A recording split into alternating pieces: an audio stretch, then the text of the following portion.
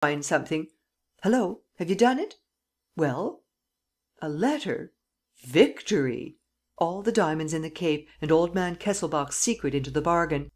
He took down the second receiver, carefully put the 2 discs to his ears and continued: "Read it to me, Marco. Read it to me slowly. The envelope first.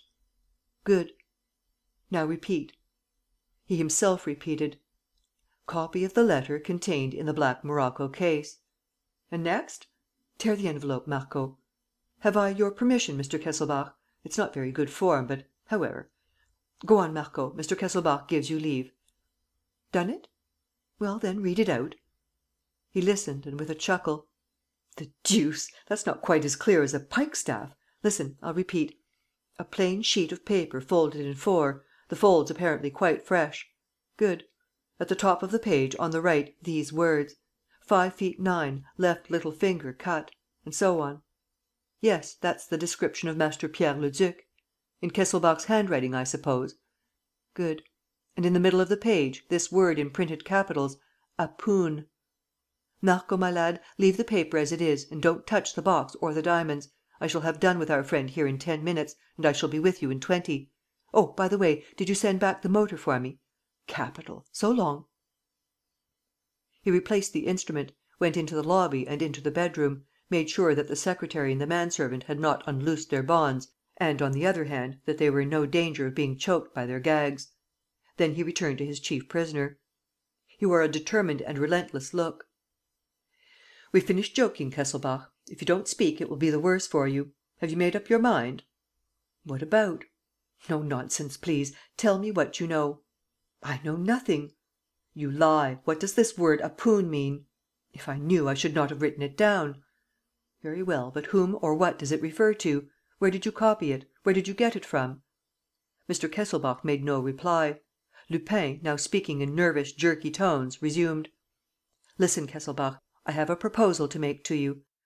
Rich man, big man though you may be, there is not so much difference between us. The son of the Augsburg ironmonger and Arsène Lupin, prince of burglars, can come to an understanding without shame on either side. I do my thieving indoors, you do yours on the Stock Exchange. It's all much of a muchness. So here we are, Kesselbach. Let's be partners in this business. I have need of you, because I don't know what it's about. You have need of me, because you will never be able to manage it alone. Barbareux is an ass. I am Lupin. Is it a bargain?" No answer. Lupin persisted, in a voice shaking with intensity: "Answer, Kesselbach. Is it a bargain? If so, I'll find your Pierre Leduc for you in 48 hours. For he's the man you're after, eh? Isn't that the business?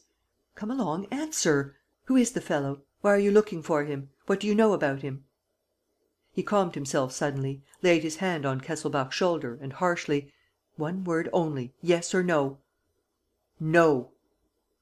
He drew a magnificent gold watch from Kesselbach's fob and placed it on the prisoner's knees. He unbuttoned Kesselbach's waistcoat, opened his shirt, uncovered his chest and, taking a steel dagger with a gold-crusted handle that lay on the table beside him, he put the point of it against the place where the pulsations of the heart made the bare flesh throb. "For the last time?" "No." "Mr. Kesselbach, it is 8 minutes to 3. If you don't answer within 8 minutes from now, you are a dead man." The next morning, Sergeant Gourel walked into the Palace Hotel punctually at the appointed hour. Without stopping, scorning to take the lift, he went up the stairs. On the 4th floor, he turned to the right, followed the passage and rang at the door of 415. Hearing no sound, he rang again. After half a dozen fruitless attempts, he went to the floor office. He found a head waiter there. "Mr. Kesselbach did not sleep here last night. We have not seen him since yesterday afternoon." "But his servant, his secretary?" "We have not seen them either." "Then they also did not sleep in the hotel?" "I suppose not." "You suppose not? But you ought to be certain." "Why? Mr. Kesselbach is not staying in the hotel. He is at home here, in his private flat. He is not waited on by us, but by his own man. And we know nothing of what happens inside." "That's true, that's true." Gourel seemed greatly perplexed. He had come with positive orders, a precise mission, within the limits of which his mind was able to exert itself. Outside those limits, he did not quite know how to act. "If the chief were here," he muttered. "If the chief were here." He showed his card and stated his quality. Then he said, on the off chance: So you have not seen them come in?" "No." "But you saw them go out?" "No, I can't say I did." "In that case, how do you know that they went out?" "From a gentleman who called yesterday afternoon." "A gentleman with a dark moustache?" "Yes. I met him as he was going away, about 3 o'clock. He said, 'The people in 415 have gone out. Mr. Kesselbach will stay at Versailles to night, at the Reservoir. You can send his letters on to him there.'" "But who was this gentleman? By what right did he speak?" "I don't know." Gourel felt uneasy. It all struck him as rather queer. "Have you the key?" "No, Mr. Kesselbach had special keys made." "Let's go and look." Gourel rang again furiously. Nothing happened. He was about to go, when, suddenly, he bent down and clapped his ear to the keyhole. "Listen. I seem to hear ... why, yes, it's quite distinct. I hear moans." He gave the door a tremendous blow with his fist. "But, sir, you have not the right. ..." "Oh, hang the right!"